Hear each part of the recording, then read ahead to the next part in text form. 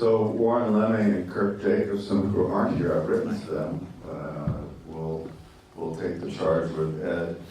I just want to tell you the last time I saw Ed, and he may not remember because there was another time before that, but we were at the Riviera Hotel here with Kurt, this maybe 3 years ago, and it was about 11:30. We'd already had a beer. And I said, well, I'm taking off, so it's nice seeing you. Let me see the film when it's done. And he said, sit down and have another beer. So that was the last time. But back when I was in college at UCLA, I worked at a few of my friends might have heard this. I was serving popcorn and handing out quarters for those video games at a place in Century City next to the ABC Entertainment Center. And I think you were going to a formal up at the Century Plaza Hotel. And he came by with a date, and she had her strap from her gown had broken. So he asked me for some help and popcorn. I did? Yeah. I asked you for help? Yeah. What a good thing to do.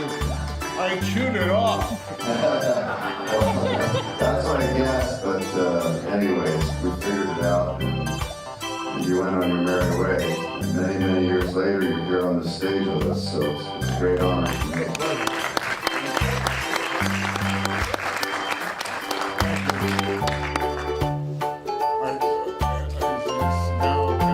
It's a time to open it up. You can say something about the film if you like, and then we're out here in the I think audience. it needs more, a little more cutting. Yeah, and I told them that, but they didn't listen to me. Why aren't they filming this? But there was a lot of emotional stroking in there that I enjoyed a great deal. And a lot of truth that hasn't emerged anywhere else. But the first time I saw it was the second time. I left feeling more worthwhile than I had when I came in. So this is not all bad. I thank the filmmakers very much for making me so good. And I realize above all, it's been a wonderfully exciting trip.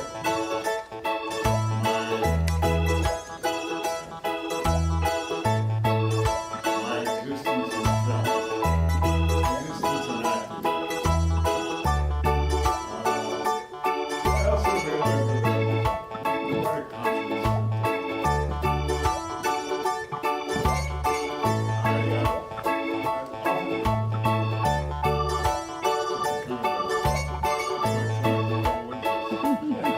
I also realize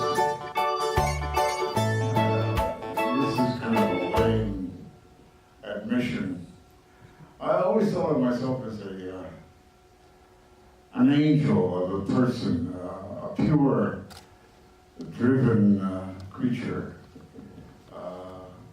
untainted, unmarked, honest as the day is long. And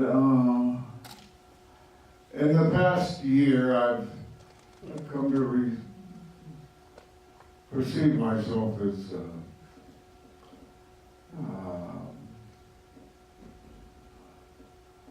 I guess it's clean as the driven over snow.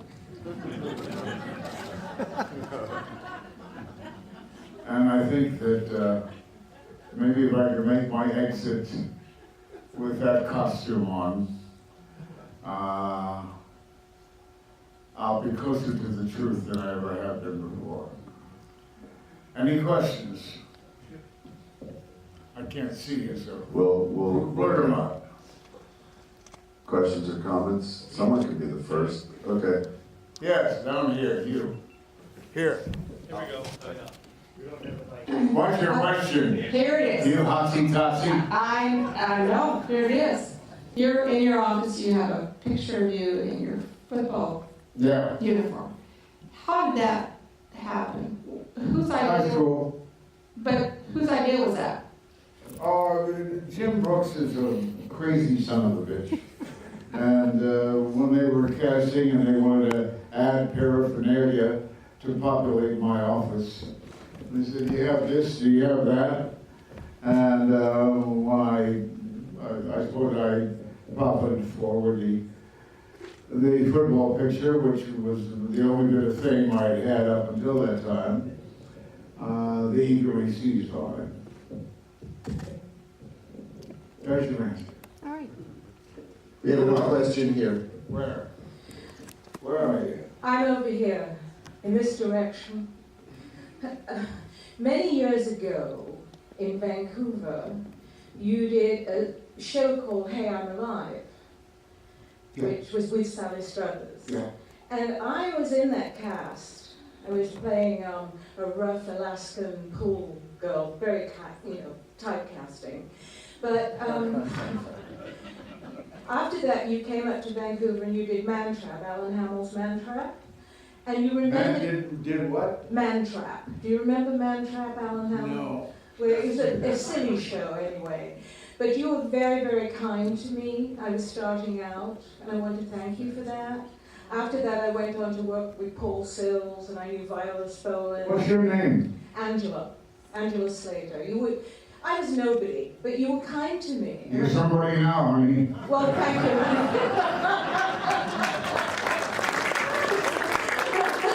And I want to say I was in LA when you and Charlton Heston were going at each other, and I was very much on your side. I was at Screen Actors Guild, so thank you for everything you've done.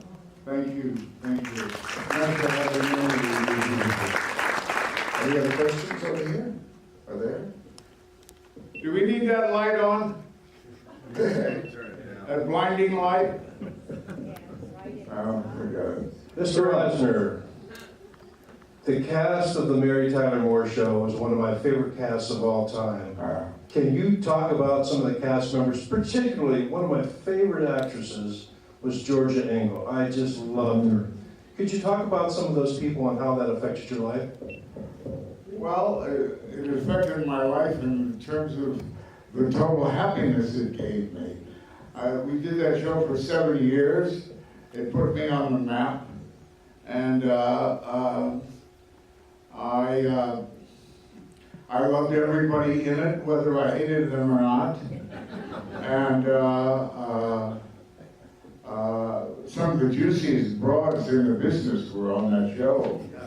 Mary and Cloris, and I must tell you a story about Cloris. I was always hot for Cloris, and the first years of the show, we find ourselves parked together or someplace together, and we like to kiss each other. I was married, she was married, but it didn't matter. I cheated on my wife that way. I hope she'll forgive me. But it won't matter if she does. And finally, it got to the point where we felt we had to have each other. And Cloris, who's a stickler against smoking and against weight, said, okay, you lose 30 pounds and you can have me. I said, well, that's quite a goal. Okay. So I diligently worked at it, and I would say that fear and matrimony had me lose 29. I just couldn't make that other pound. I think both of us were relieved. To your left. To your left. Okay. No, to your left. Okay. Good evening. I'm on the other side, but that's okay. My husband and I I, hope you'll come back to our side. well, 1 pound away. My husband and I are huge fans of the Lou Grant series, and I was wondering if you had been able to end that series on your timeline as you had hoped. What did you envision for the ending? What were you hoping for? The ending of what? Of the Lou Grant series, if you had been able to end it on your timetable. Oh, thank you, thank you. I've never thought about that. I just thought about cutting wide swaths complaining about the cancellation of the show and trying to embarrass the owner of the show, whatever his name was. It showed him on the film. For his, he had canceled the Smothers Brothers too. So I thought that somebody should find a way to punish it. But at the same time, it deals with cancellations of shows and what makes people popular. I think the most definitive statement came from my agent, who had done a great deal of representation for blacklisted actors. And he said he thought I was finished in the business with his experience with blacklisted actors. But he said the fact that every time a charge was leveled at me, that I rose up and demanded an audience, however I got it, and answered back the charge against me. And he thinks that whatever salvation was there was achieved by my responding to the attacks. So that was something to be learned. And as I said, in the film, you don't go run and hide and bury your ass in cement someplace. You maintain a posture of who you are, or find some way of doing that. You'll backtrack, certainly. Life preservation demands that of you, so that you're not a fool. But sometimes when the ideals are too great, you reach a point where you can't backtrack. And you've got to stand up, and hopefully you do. In terms of where, I think anything is possible. I think it was possible to envision a future perhaps eventually, even though their date failed, with Mary, find her again in the new life, or find someone from the old show. Cloris of Georgia was an interesting animal. She came from a Christian Science family, and I don't know what it was that gave her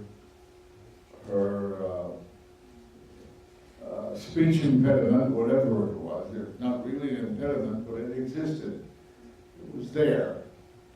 And her father was an admiral for the Coast Guard, as was his twin brother, who was an admiral in the Navy. And I was just amazed at the role she would take, being a Christian Scientist and being the gawky creature she appeared to be. She was always, in fact, when we were in the clutch at the end of the Mary Tyler Moore show,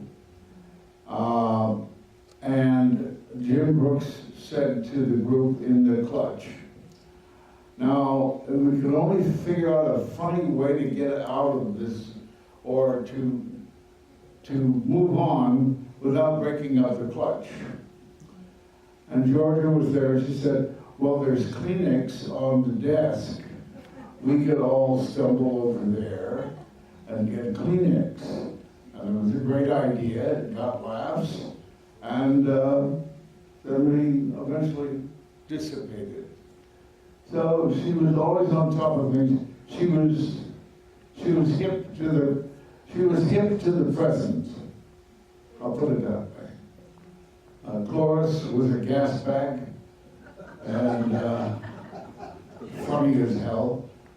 And when I was doing preparatory ads for the show with Mary, and I had hoped to learn all of the content, it was too much for me. So Mary did most of the talking on the commercials for the coming show. I was then sent to Atlanta to make another half of the country, the commercials for the show. And immediately, Cloris was there. I was to do it with Cloris. And she said, oh, we don't want to do it. We don't want to do it. We'll just improvise. And it saved my ass. We got out there and I improvised with Cloris and we made good commercials. So there's Cloris. Valerie was a precious creature who acted like she was the only one who knew what unions were supposed to be. And she came in because she had been a gypsy on Broadway. So she learned through experience and became humble through experience. Ted, what can you say about Ted? He's a monster. We would go up to the show every Friday night. Gavin with his wife, Ted with his, and me with mine, and we'd go have dinner and booze the hell out of it. We had a great time. It was a great time to be together. 7 years of luxury living, you can call it. And Mary was the queen. She was the queen, and Murray was a little lapdog. But I loved them all. And they were all, at that point, greatly loving, supporting, and giving, very giving. It was 7 very happy years of my life.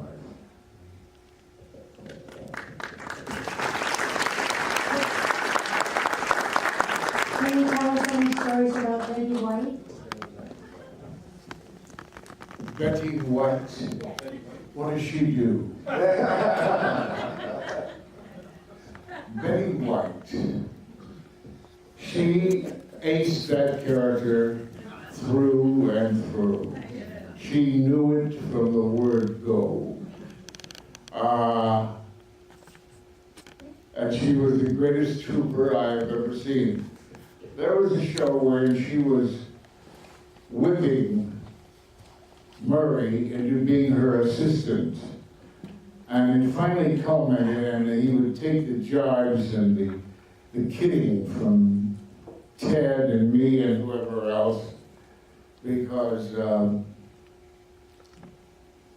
she was making such a fool of him, Murray. Well, finally she had him in a bridesmaid's outfit while she was tucking and pinning and accustoming to his body. And our jibes and jokes finally got to him, so that while she was doing this,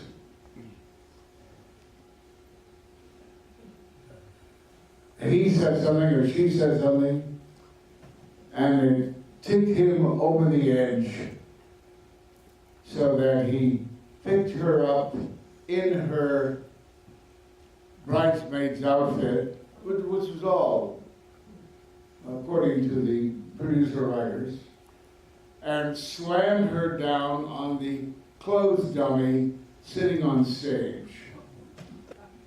I could hear her tailbone crack as it hit the board, and I knew it had to hurt her. It didn't break it, but it hurt her. And she then, in her great flustering, looked around, and the dummy and she, or the cake was nearby, I guess. She then turned, without a moment's pause, then took a swipe of the cake, tasted it, said, I think it needs a little vanilla. And that's how she came by that very awkward moment. And it was beautiful. She is a trooper par excellence. Any other questions? Mr. Asner, looking at this film and seeing people in there like Michael Shannon and Viggo Mortensen, and I'm just curious about your impressions of the current Hollywood milieu, working with them. Here you have a current documentary. What are your perceptions and perspectives of what's happening in the field now? Is it more accepting? I don't think I think we're lacking in moral leaders right now. Yeah. I think there's chaos in the industry. There's chaos in the unions. And not that I'm going to run for office, but drive that out of your mind. And I mean, well, there's chaos in the country, let's face it. I think we are in the most chaotic position we've ever been in our history, practically. And I don't know how we get out of it, unless a creature arises that the press believes in, and they can't put anything on him or her, and we have a candidate who will rise to the occasion and lead us to the Holy Land. We need that person desperately. And I hope it John, you got a question back here? Hi, Ed. Personally, I'd have to say my favorite role from your entire filmography would have to be Maurice from the X-Files. Do you have any interesting stories to share while working on the set of that show? What did I do? You played Maurice. He was a ghost with his wife in a haunted house that tried to Oh, that one. Yeah. Oh, yeah, I love that. That put me with Lily Tomlin, and she was great in it. And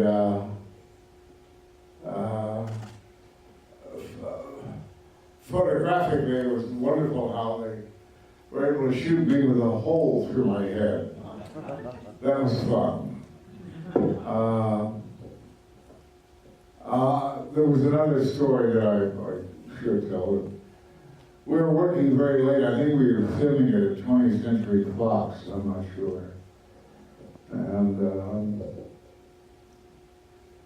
they were filming a single scene with Lily on the next stage, and I lay down on a bed in the stage, adjoining the stage that I was in, waiting until they needed me. So while they're filming Lily in the other set, you kept hearing this noise, and it kept disrupting the scene. They didn't know what, they kept looking around and looking around, looking around. Finally, they came onto the other stage, and they realized what it was. It was me snoring. So I try to impede her however and wherever I can. We finally got to see, and it must have finished about 2 or 3 in the morning. But it was a charming show. Thank you. Any other questions out here? Anybody else? John? Here's one right here.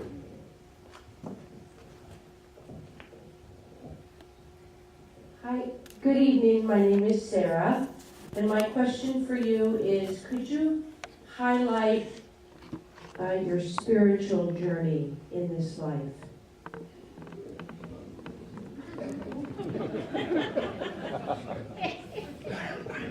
Very rocky.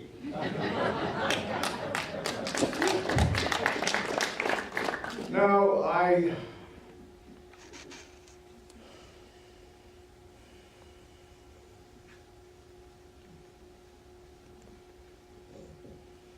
been married twice. My first marriage was because I cheated on my wife.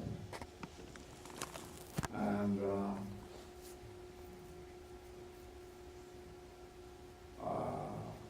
I will never forget her or forgive her for leaving me.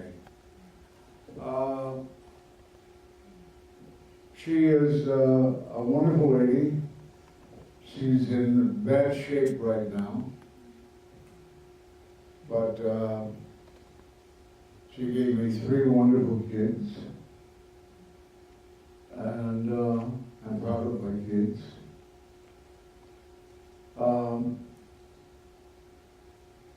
And I would do anything to be with her now.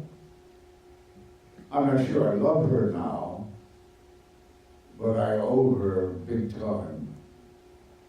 And I would give the rest of my life to be with her. I don't want to sound sickly, altruistic by saying this. She's worth it. But I don't think she wants me. And I would do anything to try to kill the pain that she must be going through. Because it has nothing to do with me, but I'd like to be of help. At the same time, it would be nice to be together again.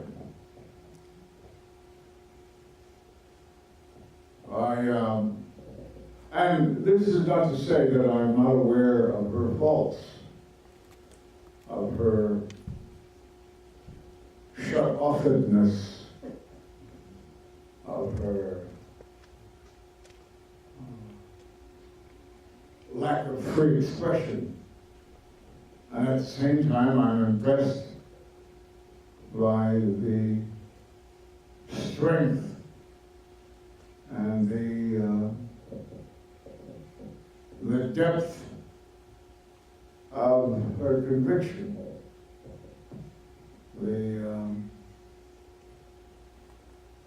the strength is most impressive. I was going into this fellow in the world. I am not a saint, but I think when I get thrashed around enough, I end up grudgingly saying, that's the right thing to do.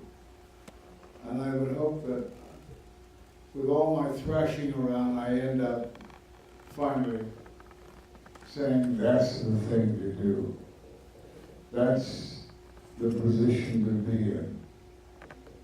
I would hope that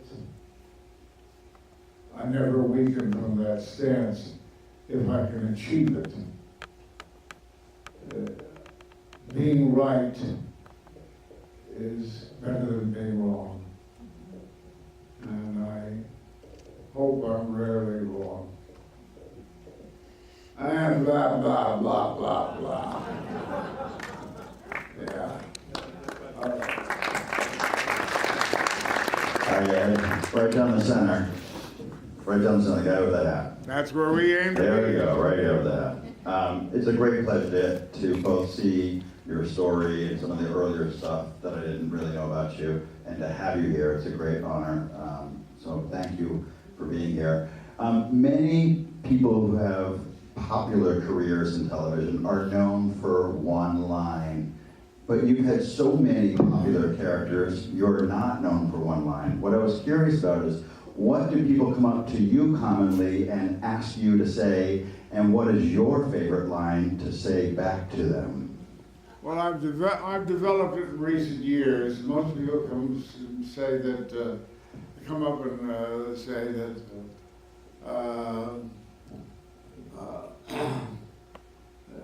something about spunk. Yeah. And of late, the past year or two, I've developed a response. I hate that line. It's totally incorrect. And in actuality, I love spunk. So, stick that in your hat.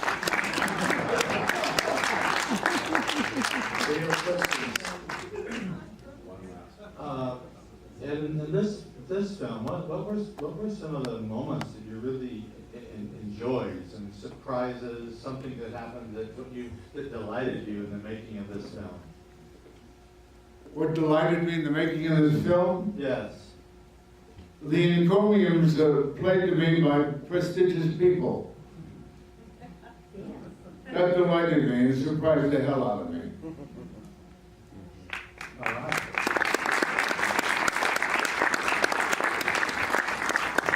I think you're wrong, of course. Well, we know that Oliver Stone has been here a couple of times, and he's always spoken very highly of you. And so we're glad that you're now part of the AMDOCS alumni, if we may say that, Mr. Asner.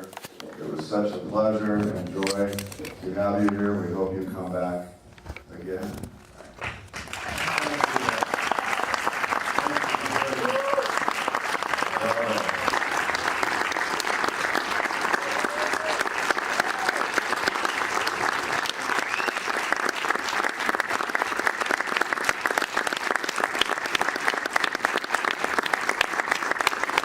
All right, enough already.